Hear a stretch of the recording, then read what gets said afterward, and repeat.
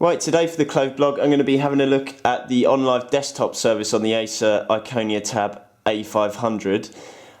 You may already have heard of OnLive for their gaming service, but they've now brought out a desktop service that will allow you to access a Windows desktop on your tablet, on your Android tablet or an iPad. So let's have a look at it. So we can see here it is just like a Windows desktop. You've got the start button bottom left, you've then got shortcuts to some of the apps that you want to use, shortcuts on the desktop.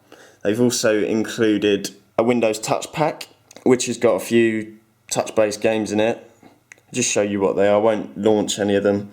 So yeah, this is really intended for Android tablets. There's quite a few that it's compatible with, also the iPad. It's ideal for devices that don't have flash player access, which, as you'll probably know, is the Apple devices, some Android tablets as well. The version that I'm looking at is the free version.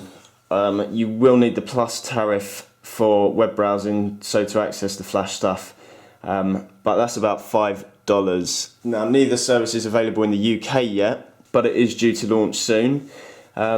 At the moment, the services available in the US are the free version and the Plus tariff. There is also a Pro tariff and an Enterprise tariff coming.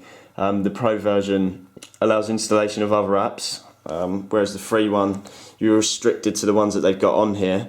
However, with the free one, you are given 2 GB of cloud storage free with it, so for any documents that you do create, you can save them in the cloud for free.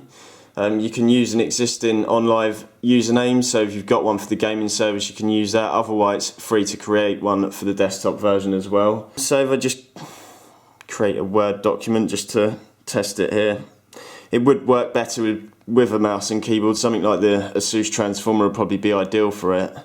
So we just type OnLive. As you can see, it is just like a Word document. It is Word that is running. So then get the option to save that, set the permissions. So there we go, it brings up the dialog box just as you're used to in Microsoft Word. And then I save that, and that has now been saved in the cloud, and I can access that through my OnLive account. We'll just go back to the desktop.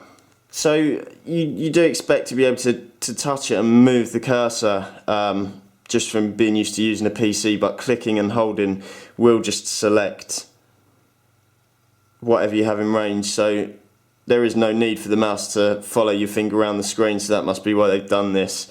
If you hold the screen and tap with your other finger, it does a right click. So just have a look at some of the other apps that we've got available.